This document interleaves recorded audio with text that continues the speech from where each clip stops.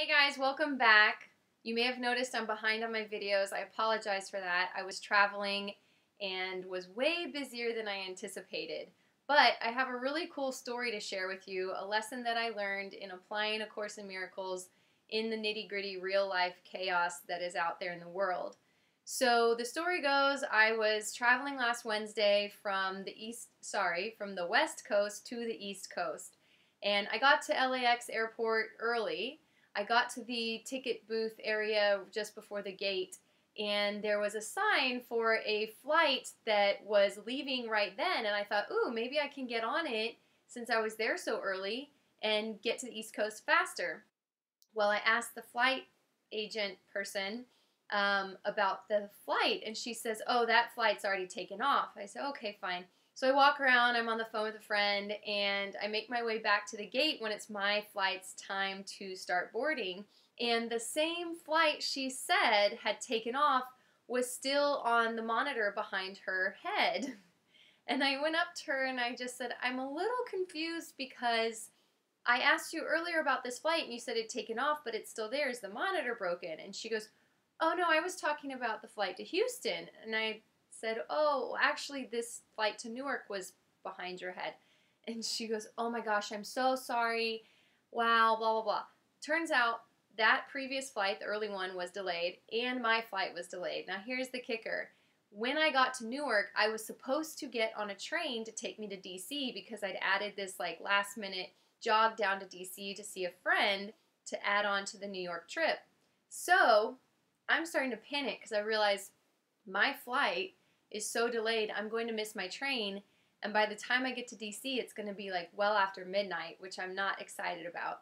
So the woman, realizing her error, does what she can to try to help me.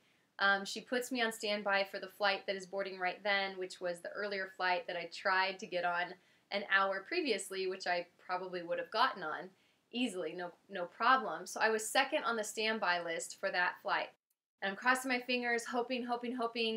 And the guy who was in front of me in line in the standby list said, oh, you can have my seat. If it comes down to only one seat available, it's yours. I was like, wow, thank you. There are good people in this world. That's awesome. I really appreciate it. Well, they're calling over the intercom for people to come to this flight, and there are 6 people not showing up. So we're like, great, this looks awesome. We're going to get on the flight. Then one person shows up, we're like, okay, 5 more people. Then 4 people show up, and it's like, okay, there's 1 seat left. And they keep calling over the intercom. I'm like, stop calling. Just let me on the flight and let's go. And one dude straggles up, like, no big deal, gets on the flight, and bam, I've missed it. Well, I haven't gotten on the flight that I wanted to get on.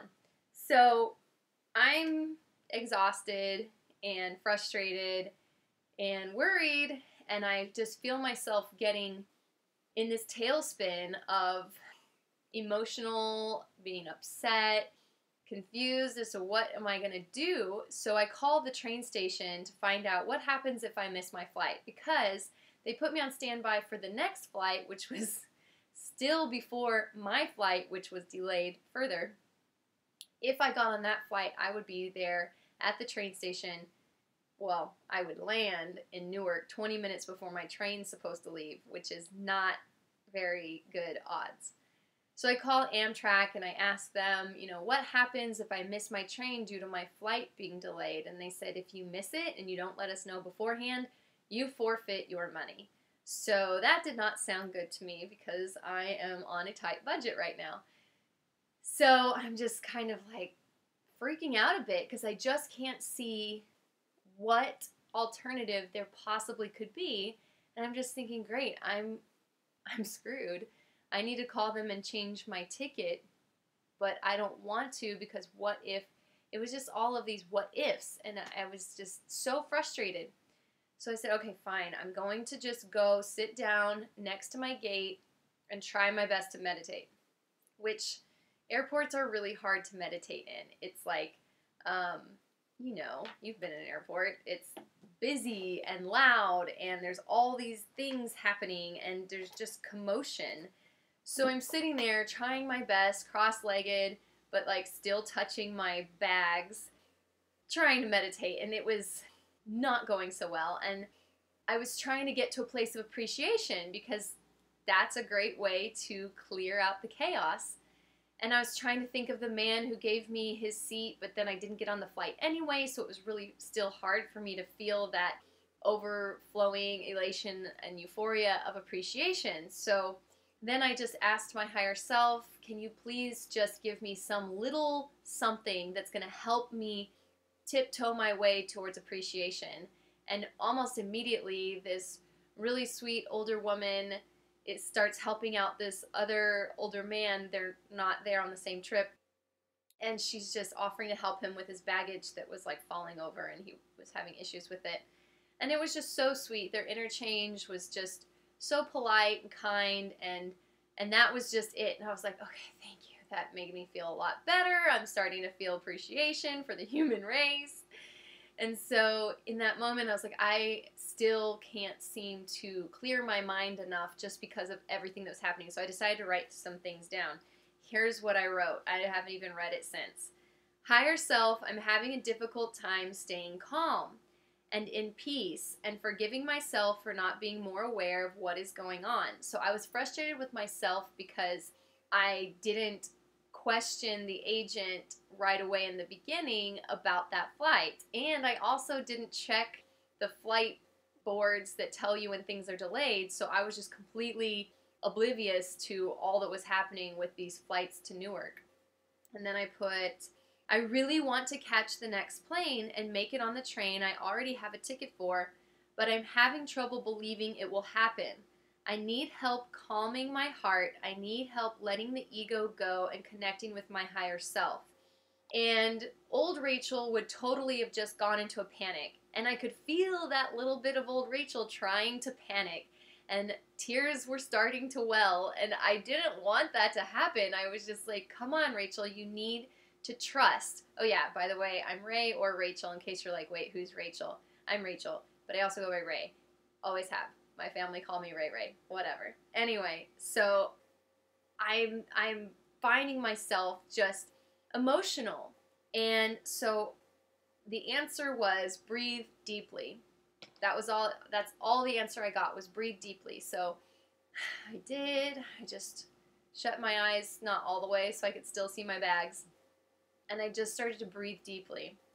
And right at that exact moment that I am breathing deeply, I hear an announcement that the flight to Washington Dulles Airport had been changed from one gate to another gate. And they repeat this message like 3 or 4 times. And it must have been on the 3rd or 4th time that it finally clicked in my brain, wait a minute, you're thinking of this all wrong. You're going about this all wrong.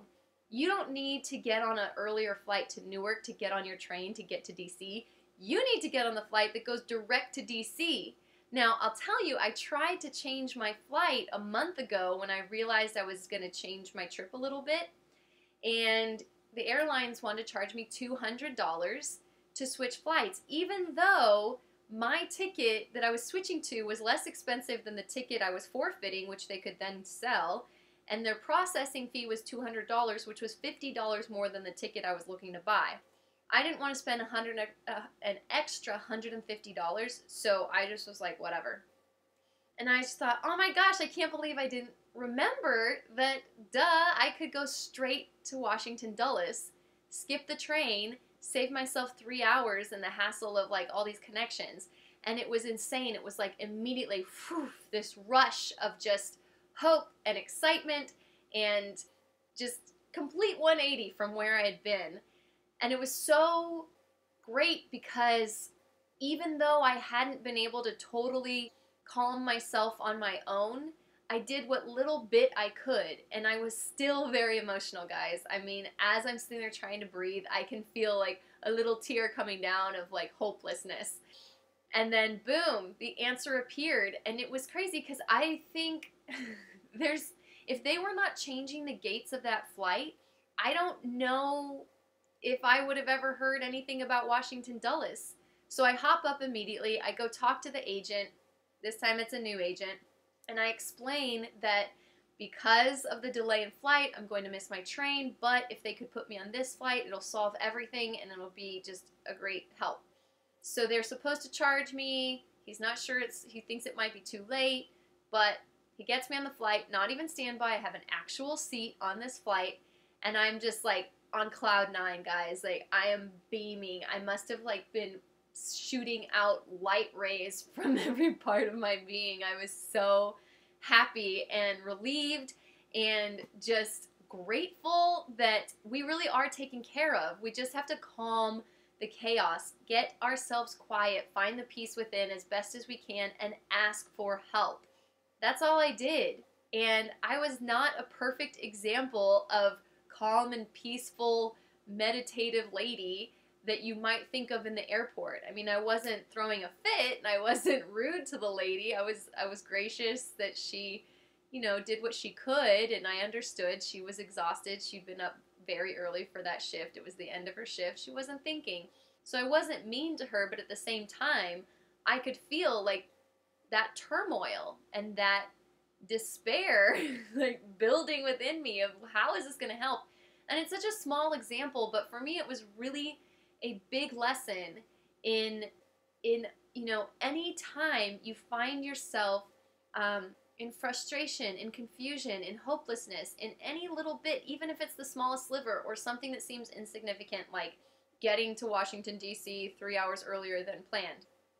It doesn't matter. It just calm yourself, ask, and find the answer, and it's there. So it's crazy because I'm pretty sure the flight they ended up putting me on was the same flight I was trying to get on previously a month earlier. So it was just such a neat experience, and I just wanted to share it with you because A Course in Miracles, meditation, these things can be applied in your real life and your everyday, and it's not just this vacuum of sitting here studying the course and then going about your day, and they're separate. They're totally not separate. And I will say the rest of my trip in New York, I think I only managed to meditate 2 or 3 times. And then it was like once the job I was there for to help my sister with started, Sunday, Monday, Tuesday, Wednesday, we didn't meditate, neither of us. And I could feel the effects. And I realized that even if I don't have time to do a really long, elaborate, or just like focused meditation, I think even just waking up 10 minutes earlier, losing 10 minutes of sleep is more valuable.